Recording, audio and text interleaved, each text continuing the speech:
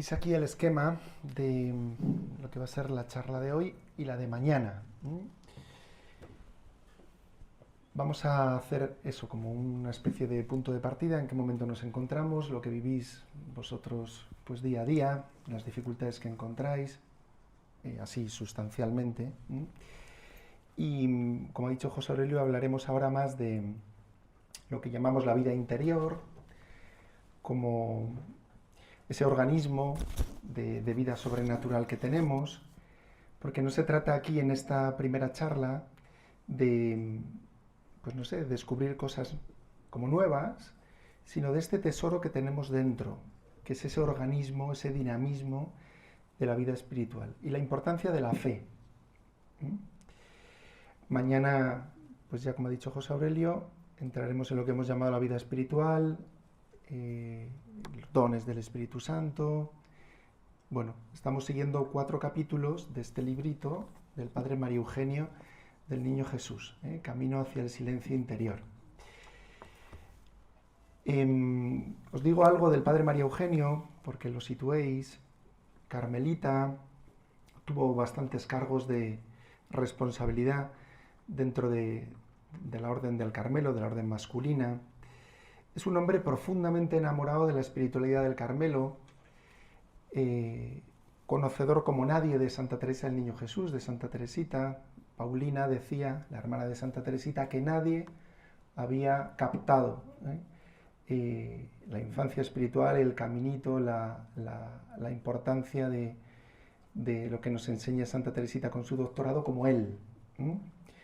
Este hombre, pues nada, seminarista, soldado, fue incluso oficial en la Primera Guerra Mundial, se ordenó sacerdote e ingresó en el Carmelo. Y él entendía que su vida, dice él, yo he sido creado para guiar las almas a Dios.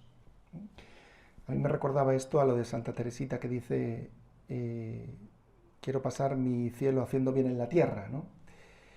No brota esto de, pues no sé, de un amor propio o de creerse nadie, cuanto de una misión que entiende con humildad que Dios le ha confiado, que es esta de guiar las almas a Dios.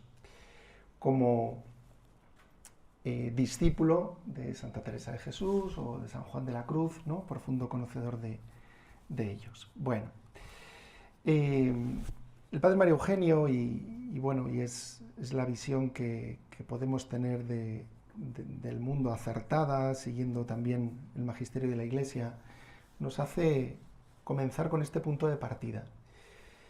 Que nuestra lucha, dice San Pablo, no es contra la carne y la sangre, ¿no? Sino contra los espíritus del mal. Y esta lucha, ya digo que es sobrenatural, es contra los espíritus del mal, podemos decir hoy más que nunca. Vemos, ¿no?, los niños cómo nos llegan a catequesis, pues tantas veces rotos, ¿no?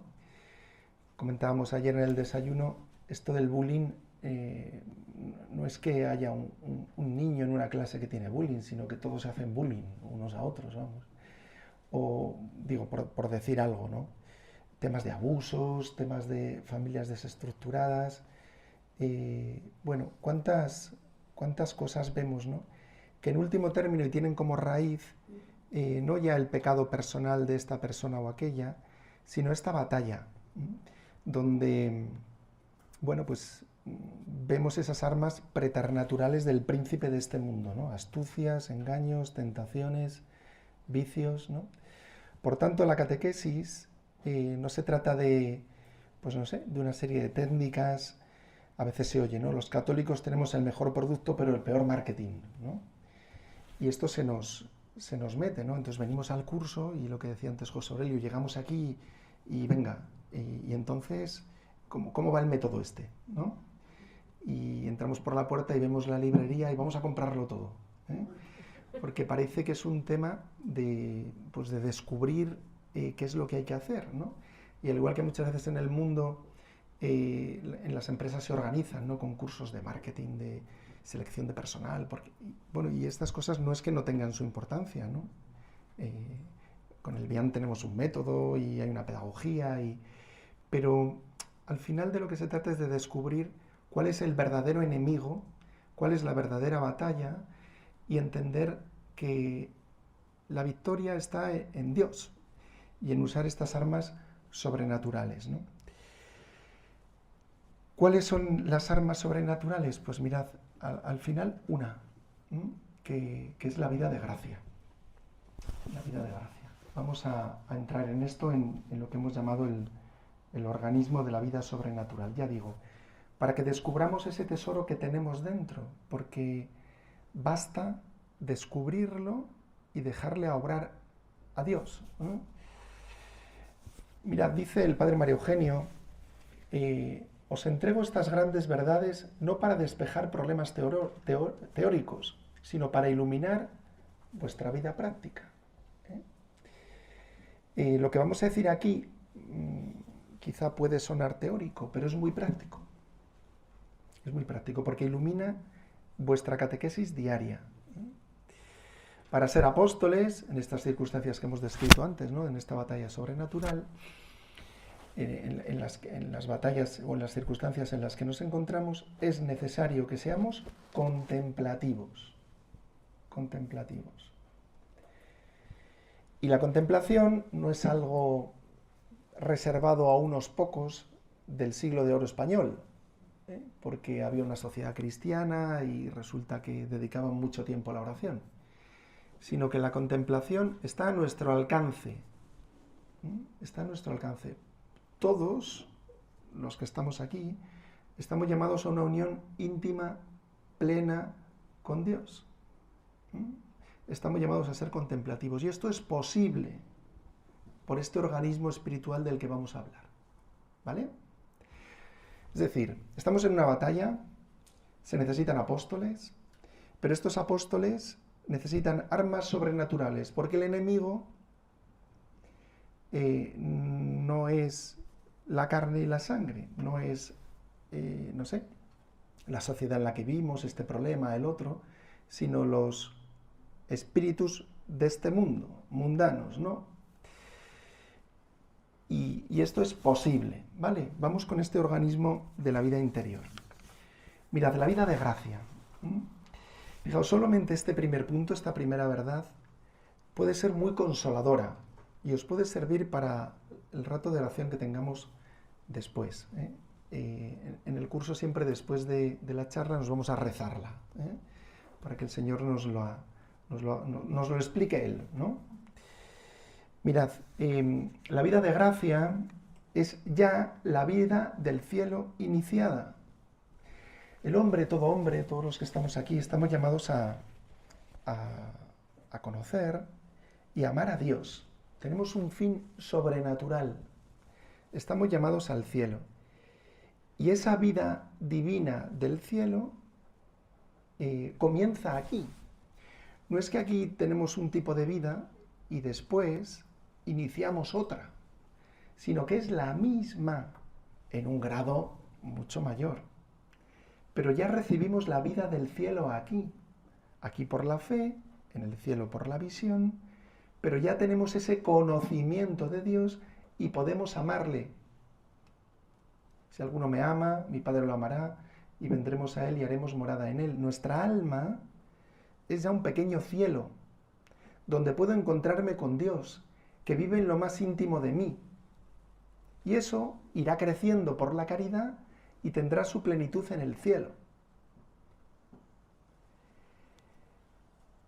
Por eso, esta gracia, esta vida divina que recibimos, es mayor que cualquier otro bien de la tierra. Es el mayor de los bienes. Os he puesto ahí la foto de ese señor tan feo, ¿vale? Que le conocéis, es Einstein. Einstein estaba en el bebé. Cuando era bebé, ese bebé es otro, ¿vale?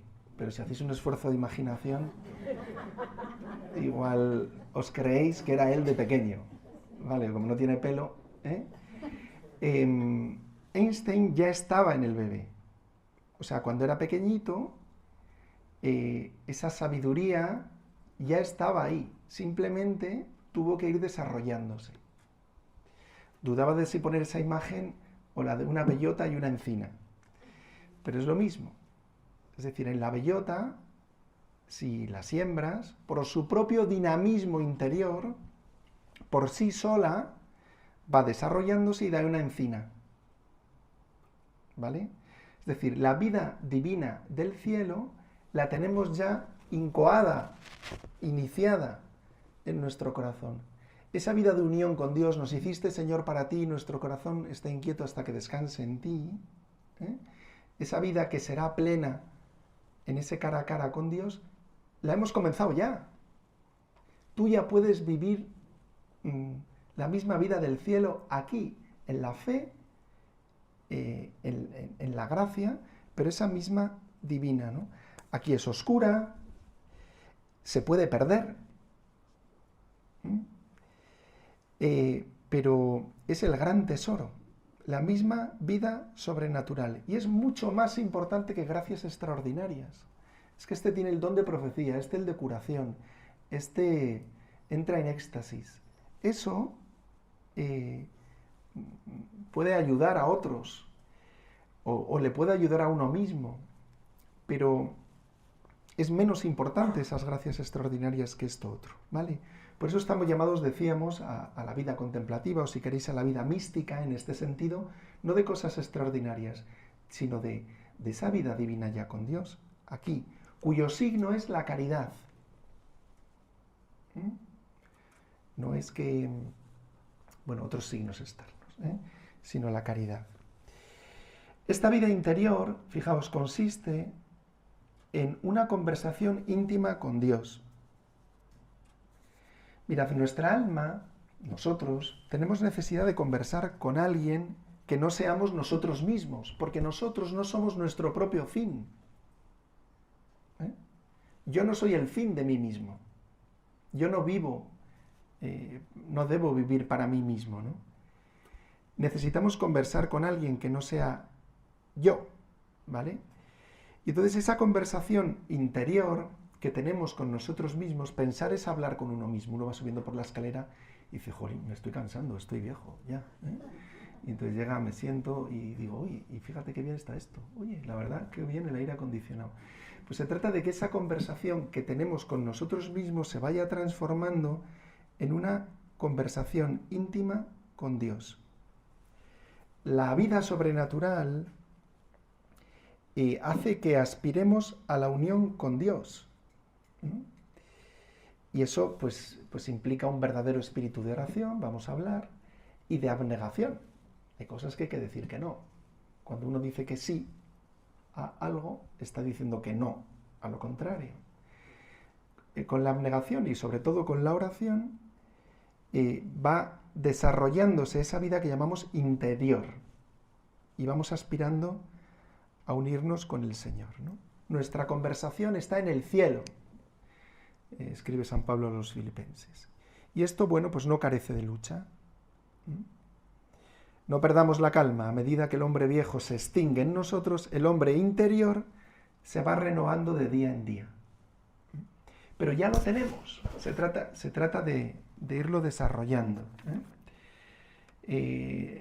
Siempre se habla en la teología espiritual clásica pues de etapas, ¿no? Una etapa más inicial de purificación, después una etapa más de iluminación, uno va como comprendiendo y creciendo, ¿no? En ese conocimiento de Dios, y bueno, y una vía o una etapa más unitiva, ¿no? De perfección.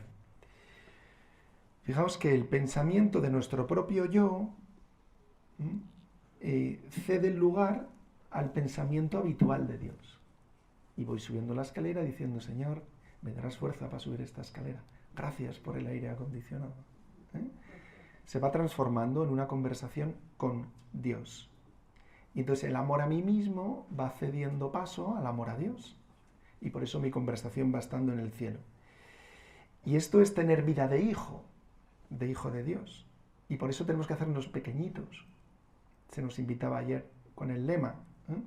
Fijaos, decían de Santo Domingo que hablaba de Dios o con Dios.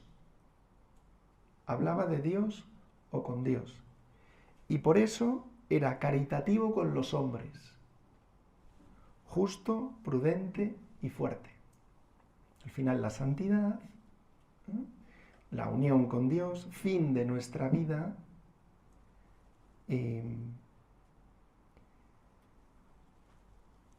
la tenemos ya, hay que irla desarrollando. ¿Veis? Esta vida divina, esta vida de gracia que hemos recibido, tiene que ir creciendo en nosotros, ¿vale? Por eso es importante distinguir entre la vida meramente natural y la vida sobrenatural del alma. Yo, cuando conocí el método, hubo una catequesis, no sé cuál es, está en el libro verde, ahora ya veréis cómo empezáis a reconocerla.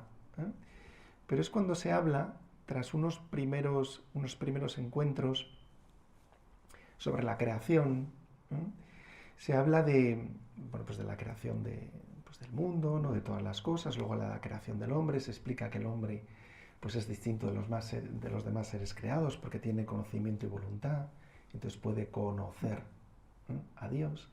Pero luego viene una catequesis, no sé si es sobre la conciencia, no recuerdo así muy bien, que se explica que el hombre puede conocer a Dios, pero no puede entrar en su intimidad.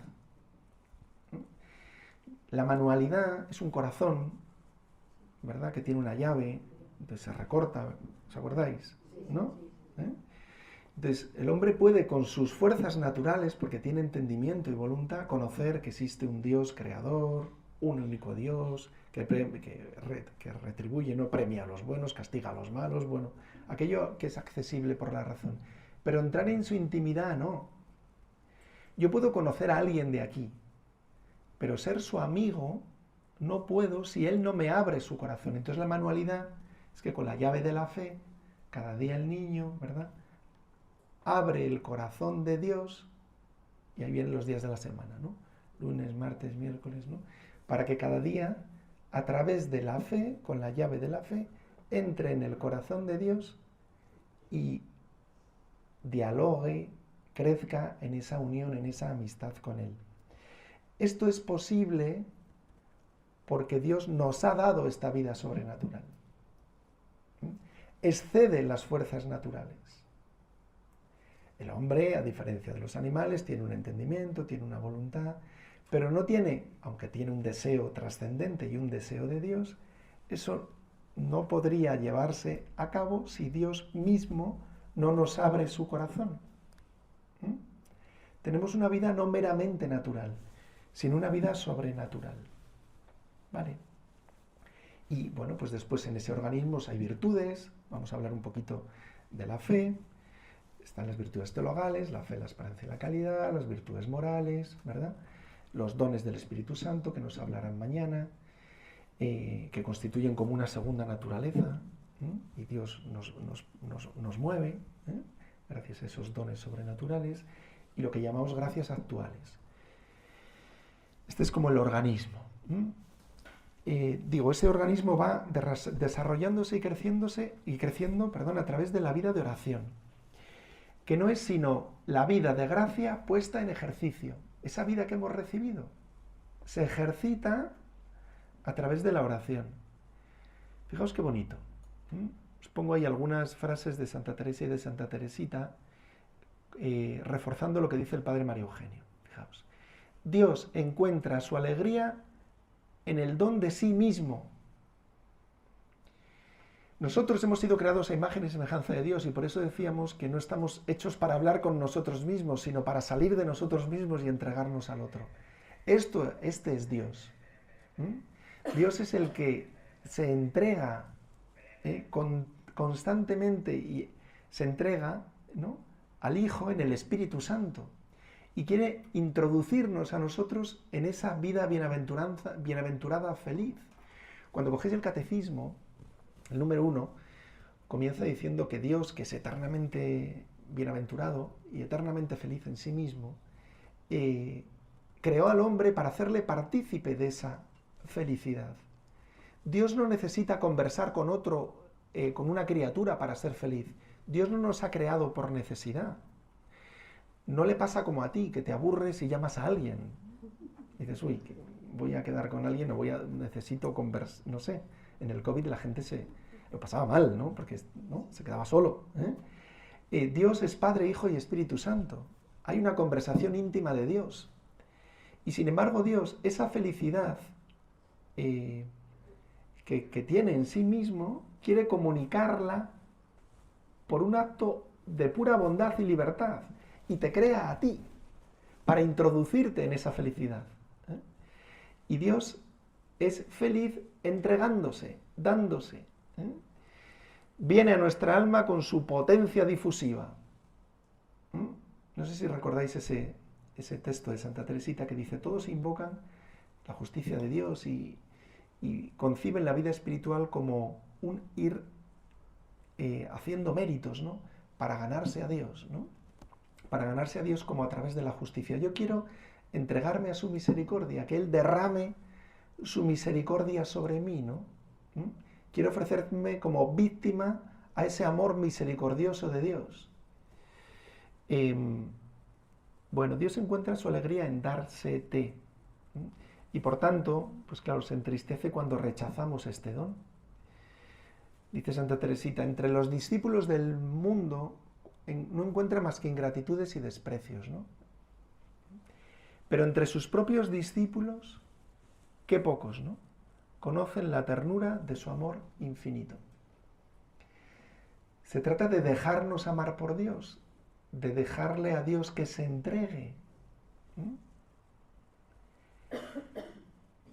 Por tanto, fijaos, cómo cambia. La vida espiritual no es hacer cosas o ganarte, no sé, como les pasaba en el Antiguo Testamento a los fariseos, que pensaban, ¿no?, que por pagar el diezmo y hacer esto y aquello, ¿no?, quedaban justificados ante Dios. Sino que de lo que se trata es de dejarte amar por Dios, de acoger el amor de Dios y responder, movido por su gracia, porque tú solo no puedes, a ese amor de Dios. Por eso es una conversación íntima, la oración, y en esa conversación íntima vamos conociendo al Señor, vamos abriendo nuestro corazón, Él se nos va dando y nosotros nos vamos entregando a Él. Por eso, ¿cómo respondo a este amor difusivo de Dios, ¿no?, que quiere dárseme? Pues con la amistad. Estamos llamados a ser amigos fuertes de Dios. Y por eso la oración es un trato de amistad con aquel que sabemos que nos ama. Pero repito, tenemos vida divina, tenemos vida de gracia. El Señor ha puesto, eres una bellota. Creo que os voy a comprar bellotas y luego regalaré una en la comida a cada uno. Entonces, en ti está. Igual a veces te han llamado alcornoque. Bueno, pues sí, ¿no? Sí. De pequeñas te llamaban alcornoque. Pues Dios no te llama alcornoque, te dice: bellota mía, te voy a convertir en una encina.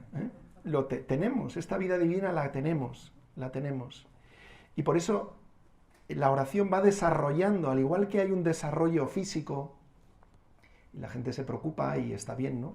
Pues no sé, por hacer deporte, por caminar, ¿no? Y hay un crecimiento físico, hay un crecimiento psicológico. Necesitamos, pues no sé, que nuestro ánimo esté bien, ¿no? O un crecimiento intelectual, pues buscamos conocer cosas, ¿no? Nos apuntamos a un curso, queremos aprender, ¿no? Bueno, pues también tiene que haber un crecimiento espiritual. Espiritual. Tenemos un organismo espiritual como el organismo corporal que crece a través de la oración y donde el Espíritu Santo va, dice Santa Teresita, tomando posesión de mi alma. En esa conversación íntima con el Señor, Dios va entrando en mi alma y me va haciendo apóstol, instrumento suyo. Él es el que mueve. Mañana nos hablarán de esto. Acudimos a la oración para ponernos bajo la acción del Espíritu Santo. Fijaos. Hablamos, coloquialmente, voy a hacer oración. Y no está mal, porque hay un buscar al Señor y un cultivar ese trato. Pero los clásicos hablaban de tener oración, porque es un don. Me pongo delante del Señor, acudimos a la oración, me pongo bajo la acción del Espíritu Santo, Él se convierte en nuestro compañero para que establezcamos con Él una intimidad. Y poco a poco nuestra intimidad con Él se haga una presencia de dominación. Nos va dominando el Señor y así ser un instrumento suyo. ¿Veis? Es decir, un catequista no es el que tiene un conocimiento, pues no sé, muy avanzado del catecismo y lo explica dando clase. Eso será un profesor de teología, no sé. Pero de lo que se trata es de vivir tan unidos a Dios que sea el Espíritu Santo el que te mueve, como hace a veces con los niños. El otro día también comentábamos así, en la mesa, comentaba algún formador que una catequista estaba feliz porque por primera vez los niños no le llamaban profe. Claro, porque el catequista, todos luego hacemos lo que podemos, ¿eh? No pasa nada que os llamen profes, ¿vale? Pero el catequista decía, oh, qué bien, porque parece que ha descubierto que yo no estoy aquí para enseñarle cosas, sino para ponerle en comunión, en intimidad con Jesús, ¿no? Y es el Espíritu Santo el que mueve al catequista y es el Espíritu Santo el que mueve al niño, ¿eh? Se trata de tratar de amistad con quien sabemos que nos ama. Y eso luego tendrá diversas formas exteriores, ¿vale? Porque no es lo mismo la oración de un niño, igual pues le lanza un beso a Jesús, ¿eh? Y dice, mira, pupa, y le toca en un crucifijo las heridas, que la oración de un adolescente, ¿eh? Que la oración de un niño con TDAH, que la oración de un niño que tiene problemas, que depende cómo estemos de temperamento un día, pues nuestra oración, pues aquí vengo como un saco de patatas, me pongo aquí y ya está, ¿no? Y otras veces, pues no sé, puede ser más animosa, ¿no? Pero es tratar de amistad, con quien sabemos que nos ama.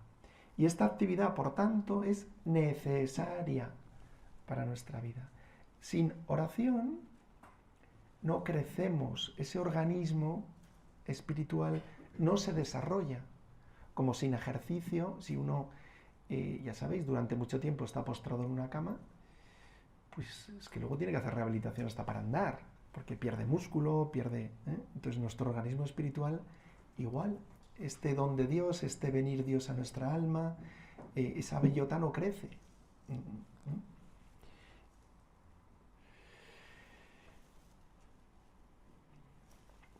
Entramos en esa comunión, en esa intimidad con Dios, en la oración, a través de la fe. Os digo algo sobre las virtudes teologales. Fijaos, las virtudes teologales no son como las morales que se adquieren por repetición de actos. Uno se levanta, coge el hábito de levantarse pronto, de levantarse pronto, oye, y luego resulta que se despierta pronto, porque ha adquirido un hábito repitiendo actos.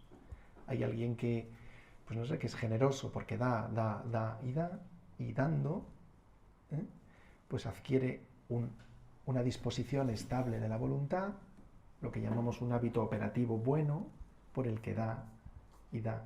Pero eso lo adquiero repitiendo actos. La fe no se adquiere haciendo actos, sino que es una virtud infusa. Dios me la da. Es un don de Dios. Dios me la da y como las demás, como la esperanza y la caridad, tiene por objeto a Dios. Creo en Dios, espero en Dios, amo a Dios. Por la fe nos adherimos a lo que Dios nos ha revelado. Por eso hablamos de que es una facultad auditiva, ¿no? La fe, dice San Pablo, viene por el oído, ¿no? ¿Cómo creerán si nadie les predica? Sobrenatural,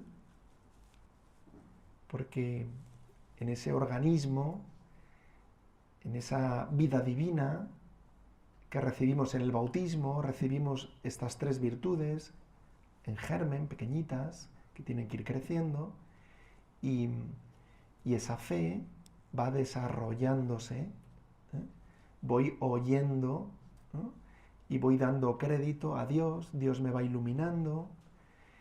Por eso no basta estudiar, me voy a estudiar el catecismo y entonces ya tengo fe, ¿no? Ni la buena voluntad. La fe es necesaria, fijaos, para que la inteligencia conozca su fin, que es sobrenatural, que es Dios. Y para que la voluntad lo quiera. Por la fe conozco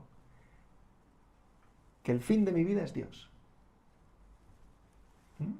Y entonces mi inteligencia, por ese conocimiento, me mueve a amar eso que constituye el fin de mi vida, el bien máximo, Dios, ¿no?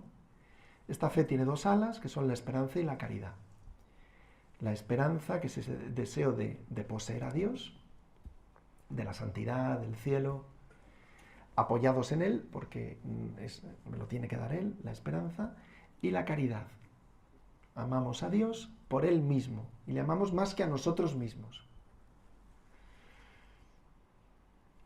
Y gracias a esta virtud, pues amamos a Dios por encima de todo.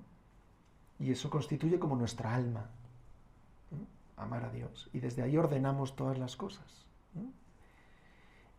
Y esto es lo que perdura. La fe y la esperanza, os acordáis, se acabarán, ¿no? Porque veremos al Señor, ya no esperaremos, esperamos lo que no tenemos. Cuando poseemos aquello que esperamos, ya no esperamos, lo tenemos, lo poseemos, ¿no? Y la fe igual, veremos a Dios cara a cara. Pero lo que perdura es la caridad. Bien.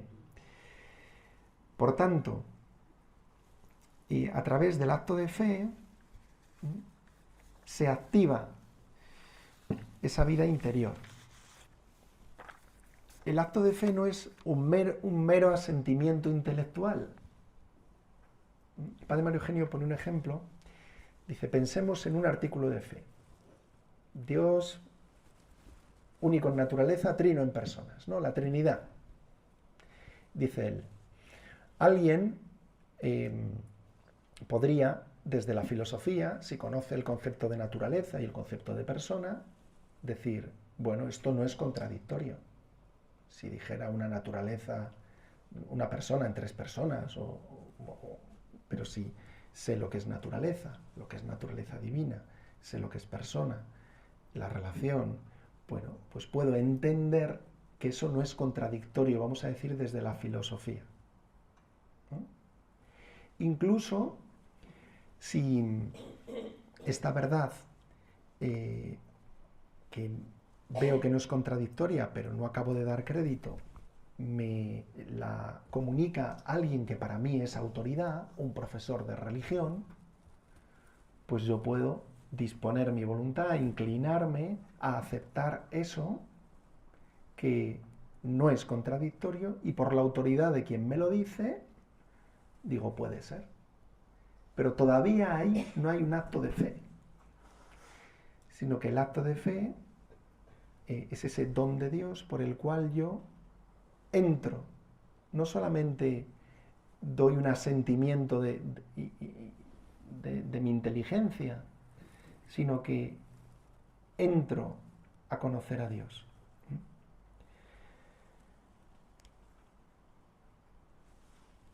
De ahí este texto que citaba José Aurelio al principio. Oh cristalina fuente, si en estos tus semblantes plateados formases de repente los ojos deseados que tengo en mis entrañas dibujados.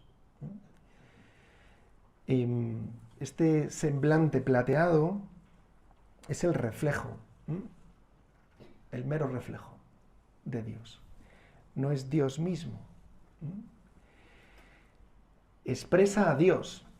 Las verdades de fe, el ejemplo que poníamos antes, Dios es uno y trino en personas, pues expresa a Dios, pero no describe el reflejo de Dios, pero no es Dios. Estos semblantes plateados, este reflejo, que son las verdades de fe, son para la inteligencia, pues eso, los conceptos, las verdades, las formulaciones dogmáticas, Pero la fe está llamada a trascender ese reflejo para alcanzar a Dios mismo.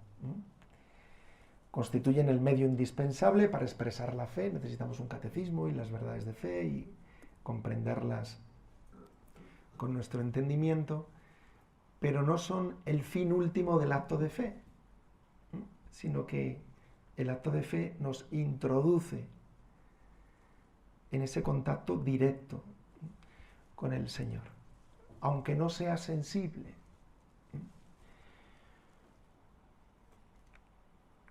Por eso la fe necesariamente es oscura, y esto puede ser también muy consolador. Y esta oscuridad, como que no acabamos de comprender a Dios, no es ningún fracaso o ninguna ausencia, sino más bien al revés, como una señal de auténtico contacto con Dios o de auténtica comunión con Dios. No es falta de luz, sino un exceso de luz. Y nuestra mirada no está preparada para eso.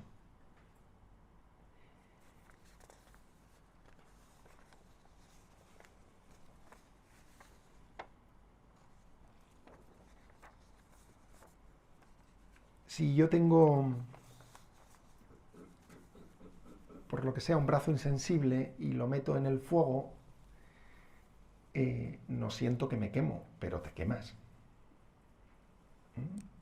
En la oración entramos en ese fuego divino. Se habla del corazón de Jesús como horno ardiente de caridad. A través de la oración, en ese trato de amor con aquel que sabemos que nos ama, a través de la fe, a través de la oscuridad de la fe, porque son esos semblantes plateados, entro en comunión con Dios. Y aunque no lo vea, y aunque no lo sienta, como el fuego, Él me transforma, como el hierro que se mete en la fragua, ¿no? Y va modelándose. Vamos a pedirle al Señor que no nos resistamos a su gracia, puesto que es don, que lo pidamos y que le digamos que sí, también movidos por su gracia, porque Él lo tiene que hacer todo. Que Él nos abra, que abra nuestro corazón estos días. Son tiempos privilegiados, ¿no? Ahora bajaremos a la capilla. Que en ese estar con el Señor en silencio, a abrirnos a su gracia desde nuestra pequeñez sin asustarnos, porque no vemos ni sentimos, tengamos esa certeza de que estamos tratando de amistad con aquel que sabemos que nos ama, que nuestro organismo sobrenatural va creciendo, que la vida de gracia va desarrollándose en nosotros, que en vez de un alcornoque vas a ser una encina. Si queréis acabamos con esta oración donde, es de la liturgia de la Iglesia, que manifiesta, ¿no?, cómo Dios lo hace todo. Santa Teresita repetía: todo es gracia. Decimos juntos: Señor, que tu gracia inspire, sostenga y acompañe nuestras obras, para que nuestro trabajo comience en ti como en su fuente y tienda siempre a ti como a su fin. Pues nada, Beato María Eugenia el Niño Jesús, ruega por nosotros. Santa Teresita el Niño Jesús,